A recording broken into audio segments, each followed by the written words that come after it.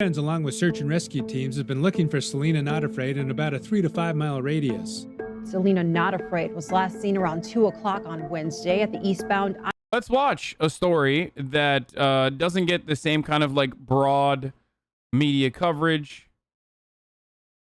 I-90 rest area between Billings and Hardin. Searchers have been looking for Not Afraid since New Year's Day when she was last seen. Radio check, radio check. Selena Not Afraid disappeared from a rest stop on New Year's Day in Montana's Bighorn County. It's getting really cold. I want her home.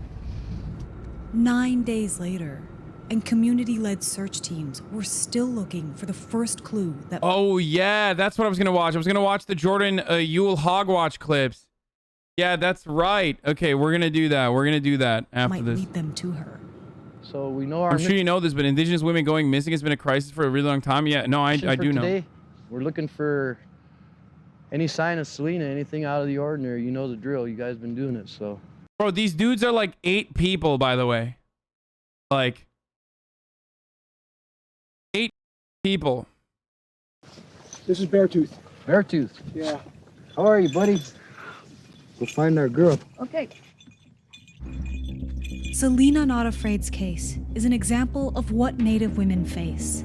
They are almost 3 times more likely to experience sexual violence compared to white women. And homicide is the 4th leading cause of death for those under 20. Jesus. And the fuck. problems often continue even after death. According to a 2019 report, approximately half of all cases involving murdered Indigenous women in Montana have been misclassified for causes like suicide, overdose, or exposure. Been on Bugsy, Teddy and his wife and their baby Little Light, Mikey Plainbowl, Garrett, our current active search right now, Hub Williamson, Bonnie Three Irons, 2017, we recovered her. The next one was Henny Scott. Last year we recovered her. Casera stops at Pretty Places. She was found, I believe, by a deputy in town in somebody's yard. And now our recent active search is Selena. In all the previous cases that I've been involved with, where the situation is like this here, it's always been a recovery. It's never been a happy ending.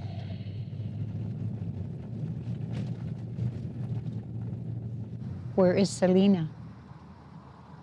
The people who are saying like, you know, Indigenous names are really cool. Yes. But also another thing I was going to mention is another way that like we completely fucking avoid even talking about Indigenous people, you know, America's other big sin aside from slavery is of course the genocide of Indigenous people. And this was another thing that I like was a little bit frustrated by, but like, dude, this is like, for example, this is cool as fuck. Quannah Chasinghorse is a model that was also at the Met Gala that got no fucking coverage whatsoever, like such little fucking coverage. And these are the actual opportunities that, or these are the actual like cool things that the Met Gala could do, that they do sometimes do, but the media rarely ever focuses on.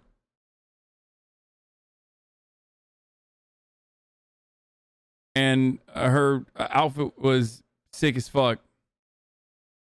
Anyway, let's keep going. As someone of a native descent, it meant a lot to me seeing Chasinghorse at the Met Gala, and I only heard about it from my friends who watched. Where is she? Where's my grandbaby? Native Americans make up 6.7% of Montana's population, but account for 26% of missing person reports. And while local officials claim that causes for these deaths and disappearances are varied, from drug trafficking to domestic violence, the one thing they all have in common is that they take place in a jurisdictional minefield. Depending on where someone is reported missing or where a victim is found, it could fall to either state, federal, or tribal authorities to investigate. And with that many intersecting agencies, there are plenty of cracks for these cases to fall through. An Indian reservation, for all intents and purposes, is a sovereign nation. It is subject to completely different laws, governing bodies, They're like a country within a country. So a Bighorn County deputy can show up on a tribal member's doorstep on the reservation, and that tribal member can say, you have no right to be here, you have no jurisdiction here. It can be very difficult. Responsibility might fall with the county sheriff's department, officers from the Federal Bureau of Indian Affairs, or the tribal police. Sometimes the FBI also steps in. There are both too many agencies jockeying for authority and not enough resources to go around. In late 2019, the Crow tribe declared a state of emergency. Tribal Chairman AJ Not Afraid cited a list of issues, including the BIA's lack of officers and failure to address the murdered and missing women crisis. The Crow Reservation is roughly the size of Connecticut, but for years has only had 5 BIA officers. Recently, the tribe assembled its own sovereign police force, independent from the BIA. We're between two communities right now. We currently have no radio service. We have no cell phone service. We have no ways, unless we had a sat phone, we wouldn't have any way to communicate with anybody. And that contributes. It's very wide open. It's very desolate out here. The I-90 corridor. For the record, it's not just like indigenous protesters saying like, we don't want fucking infrastructure. It's that the government doesn't give a fuck. One of the greatest examples of this is literally areas of Canada that are so desolate and so isolated from the rest of the country that, you know, food is like impossible to reach. You literally have to fucking fly it in. There's no roads leading up to it. There's nothing. There's no infrastructure. None of it. Yeah. None of it. I don't know how to say it correctly. Of course, one of the larger problems there is zero fucking clean drinking water. No working functional sewage system. Like a lot of these problems. Non-avut. A lot of these problems exist in the tribal land, the indigenous land that they offered back to First Nations, indigenous people. Also, remember, and I have to repeat this. Remember how the cop was talking about, oh, we don't have fucking jurisdiction on reserves? Like on Native American reserves? Yeah, what happens when you're building a pipeline, though? Because when you're building a pipeline, all of a sudden, there is no problems with jurisdiction, okay? So just remember that. Like, whenever they're talking about, like, fucking solving cases and whatnot, and that guy seems like a nice person. I can't believe I'm saying this, but, like, he seems like a well-intentioned person. Maybe he's an asshole. I don't know. But where's that fucking jurisdiction when it comes to, like, legitimate grievances that indigenous protesters have when you're fucking putting a pipeline through indigenous territory? What's up with that? It's so weird because they don't have a problem enforcing eminent domain and also every kind of fucking jurisdiction all of a sudden when they're beating the living shit out of indigenous water protectors. Like, just absolutely fucking destroying them. Hey, brother, we put pipelines through sovereign countries too? That doesn't make it right. Or anybody that's going to Denver, going to South Dakota, trying to get to the West Coast, it all travels right through here for the most part. So yes, DAPL wasn't technically on indigenous land, but crossed their water source. Yes. Yeah, you also know that the Dakota Access Pipeline originally was not supposed to cross through their water source, but instead through a fucking town that was not an indigenous one. And of course, they were like, yeah, we don't want to fuck up our water supply. We don't want to, like, do this. They literally pulled a NIMBY. They pulled a NIMBY and were like, yeah, fuck it. Put it through the fucking natural water supply of the tribes there. So, you know, I do know that, yes. We get a lot of drug trafficking out on the interstate, and, you know, with the crime, the drug. I work with a driller from Alaska, 30 years experience, and he says tribe leaders don't give a fuck when money flows. That is, people are going to get mad at me for this, but yes, that is also true. Even with Dakota Access Pipeline, there were some people who legitimately wanted to defend their water for good reason. They were right, by the way, because the Dakota Access Pipeline literally leaked and tainted their water supply, their natural water supply. But also, on top of that, yes, there are tribal leaders that, just like every other fucking situation, want to use their own transportation, and it's not necessarily about like environmental protections. Drugs, the domestic violence, it's all a perfect breeding ground for people to go missing.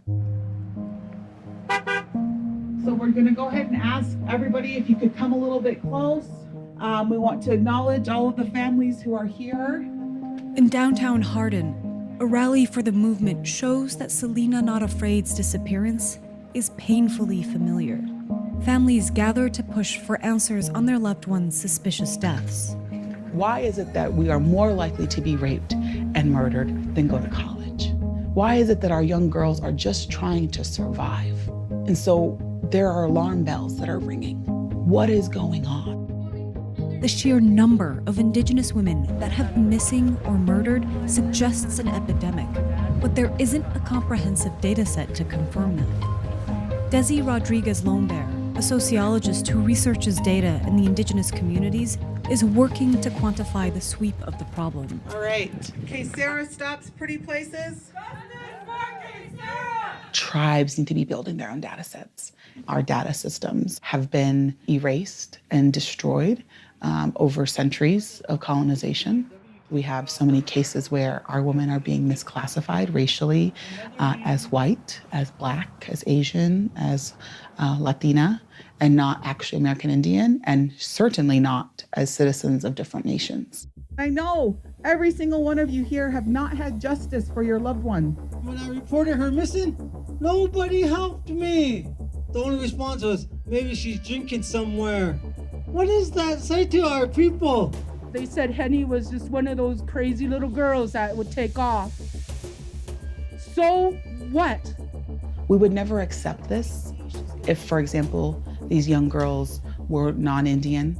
But yet here in southeastern Montana, we've accepted that negligence is okay.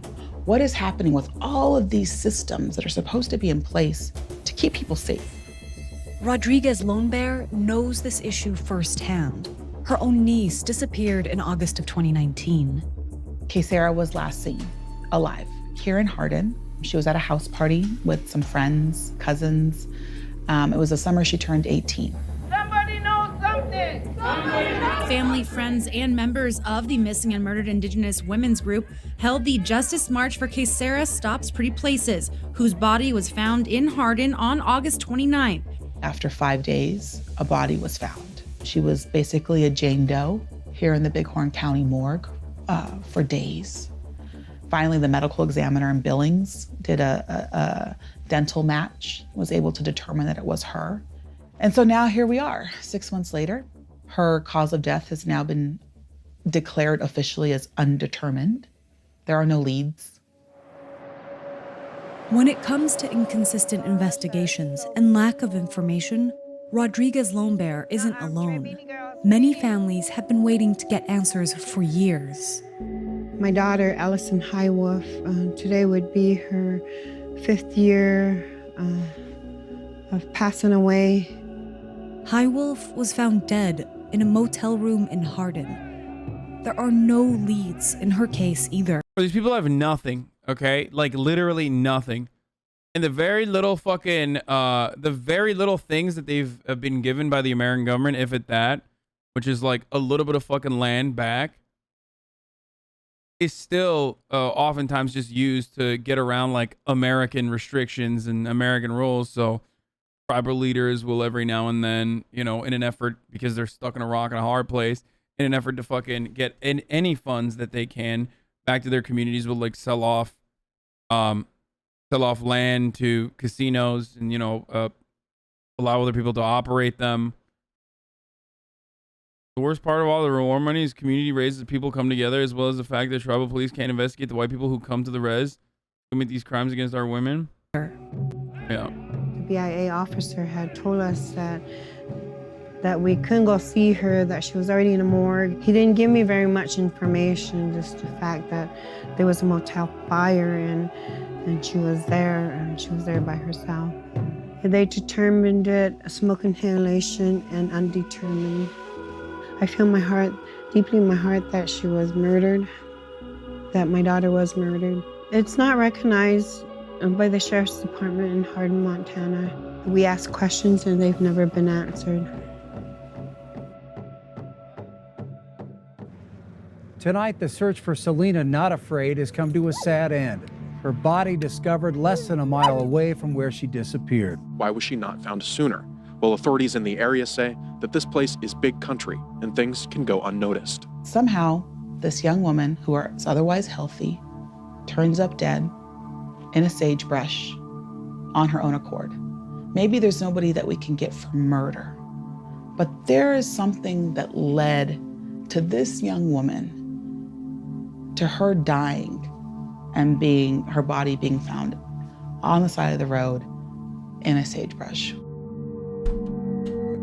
If the tribe is able to take back over its law enforcement, increase its numbers, and do a better job of taking care of its own, of the reservation, I believe that it'll have an immediate. Like, on the one hand, he's like, oh, wow, the tribe is not doing enough to fucking take care of itself. But then simultaneously, he's like, well, what do they have? They have nothing. How are they going to take care of themselves, dude? They got nothing. What are they supposed to do? They got nothing. They're fucked by the jurisdiction because, they have a problem with, like, crossing over and what, prosecuting. Do they, can tribal, like, can tribal cops fucking prosecute, can they even prosecute, like, U.S. citizens? Oh, he's a part of the tribal police? The impact on making things better. There's also been like, what are you national supposed to recognition do? of the problem. Is it just always the FBI? It has to be the FBI? In October, President Trump signed 2 bills into law, the Not Invisible Act and Savannah's Act, named for Savannah LaFontaine Graywind, a 22-year-old Spirit Lake Nation woman who was found murdered in 2017. The laws direct the Department of Justice to create more coordinated law enforcement and data collection in response to missing Indigenous persons. We want to respect tribal sovereignty and the tribe's ability to maintain their authority and their public safety structure the way they'd like to maintain it.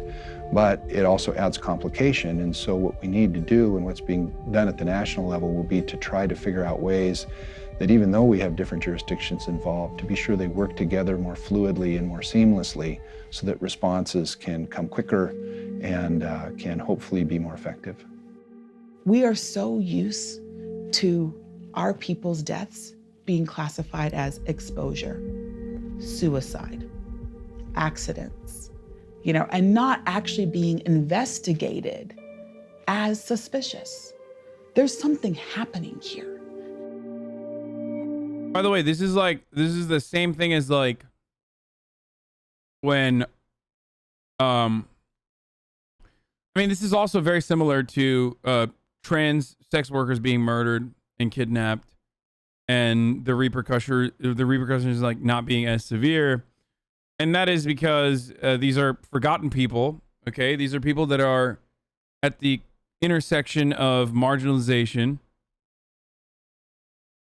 So they get hit by, like, multiple different avenues of marginalization. And also their population size is not that large. So, like, the 16 girls going missing in a small community like that, a smaller community like that is fucking gigantic. You know what I mean? It's a fucking huge per capita number. Same with trans people too.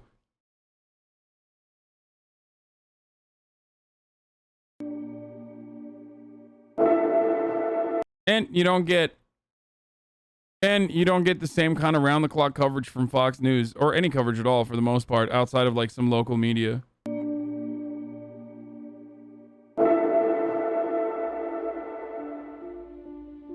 We are sovereign nations that exist within another sovereign nation. So there's complexities there in terms of whose sovereignty reigns, but ultimately we have self-determination. Bighorn County is the focal point of the MMIW work that we are doing right now in Montana because we have lost so many women recently. We're losing women too frequently here in this small part of Montana. I'm a social demographer, so I'm trained in both sociology and demography. And what I do is I try to think through ways to partner with Native communities and tribal nations to build and reclaim our data systems. Because we have to do what we can do for each other. We're all in the missing. CNN said something. Oh, I do remember this. White, Latino, black, something else, Asian. Hey, some other stuff. Missing and murdered Indigenous women database. We have, all sorts of different entries, that we're collecting, variables. Can we not send Breitbart links? We already did look at I read the whole Breitbart article, chat. I read the entire article. It was hilarious. You missed it. That we're collecting on these cases. One of the biggest flags that we found is that Bighorn County has one of the highest numbers across the country of any county. There's a puzzle here. There are questions that need answered. And if anything, I'm a researcher, and this is in my own backyard. We live in the data age right now. Everything about us is being collected, whether we like it or not. Personally, I think as a critical data scholar, I think that's very wrong. I think it's also very wrong that our native nations are so removed from that nexus of kind of data power. There's so much being collected on us, but not by us and for us. And we need the data. The numbers are what drive policy. The numbers are what drive investment.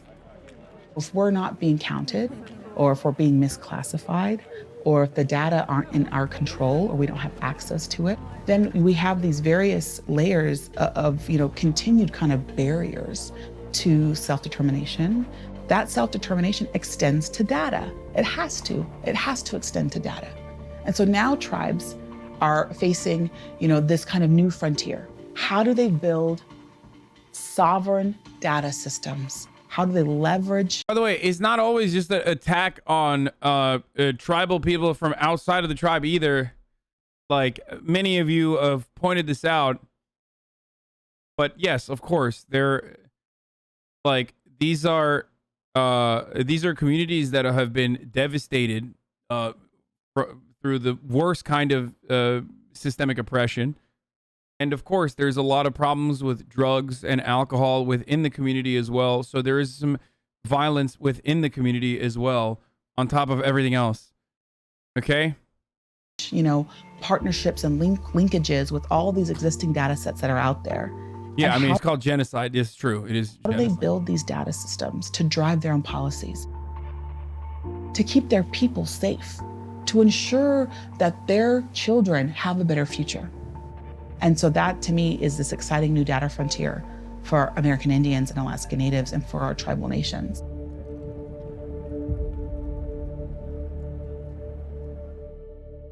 But of course, ultimately, that's nothing. And even that in and of itself is absolutely a byproduct of outside influences and outside systemic violence that Indigenous communities are subjected to.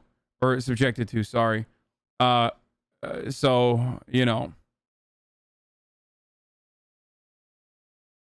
real outside influence that you guys get subjected to is the top of the hour ad break, though. Squirrel posted a really powerful Indigenous protester accepting Marlon Brando's Oscar. I learned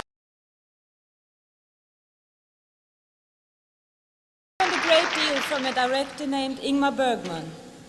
Often to be most eloquent is to be silent.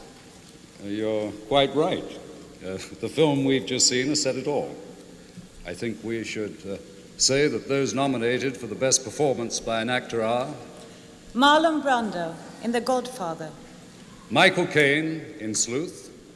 Okay, so Marlon Brando wins. Marlon Brando and accepting the award for Marlon Brando and The Godfather, Miss Shashin Littlefeather.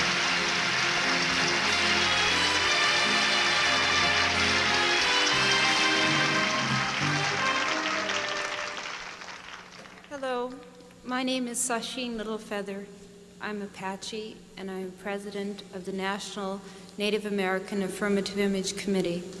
I'm representing Marlon Brando this evening and he has asked me to tell you in a very long speech, which I cannot share with you presently because of time, but I will be glad to share with the press afterwards, that he very regretfully cannot accept this very generous award.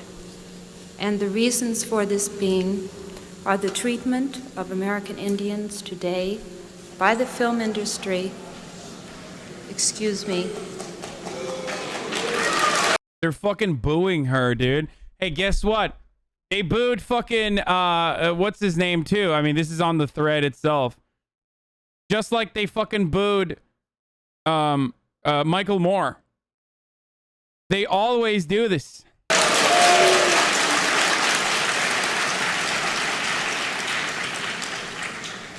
And on television, in movie John Wayne wanted to march backstage and beat the shit out of her, apparently. Wow, what a fucking man, dude. reruns, and also with recent happenings at Wounded Knee. I beg at this time that I have not intruded upon this evening, and that we will, in the future, our hearts and our understandings will meet with love and generosity. Thank you on behalf of Marlon Brando.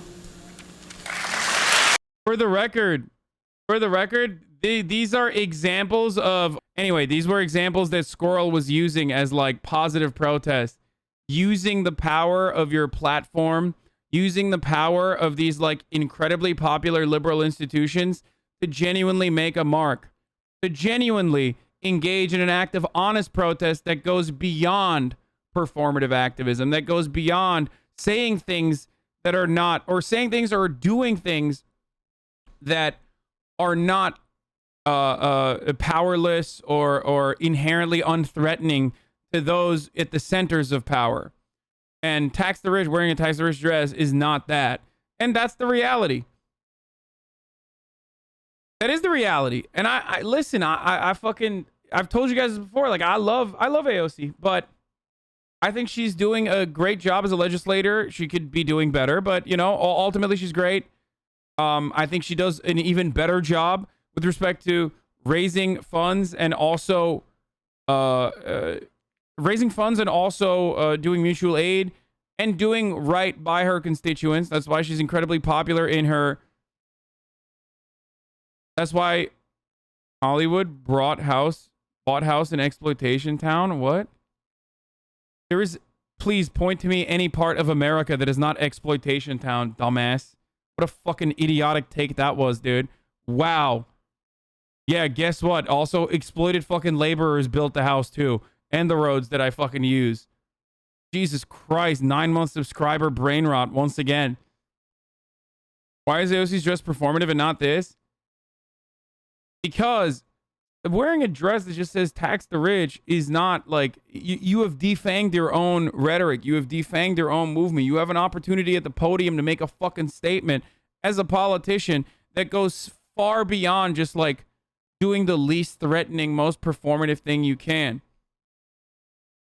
How do you not see the difference between Marlon Brando refusing to accept the fucking Oscar and sending an indigenous person in his stead to refuse the Oscar, or Michael Moore standing up there and literally fucking getting booed by an entire crowd for saying lies are the reason why we're going to war? You are lying, George W. Bush, at a time when fucking imperialist fervor is like overtaken America, and that Hollywood as a liberal institution is totally fucking invested in that same kind of imperialist, bloodthirsty fervor that it's whipping up in a frenzy to justify America's imperialist endeavors.